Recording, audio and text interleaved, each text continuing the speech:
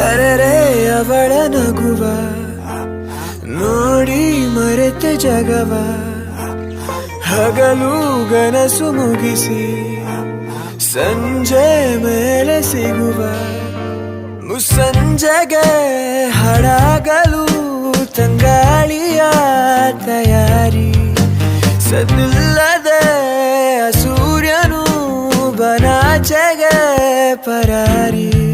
ಅವಳೆದುರು ಬಂದಾಗ ಎದೆ ಬಡಿತ ಜೋರಾಗಿ, ಕೂಗು ಕೋಗಿಲೆ ಮನದ ಮಾಮರಕ್ಕೆ ಮರಳಿದೆ.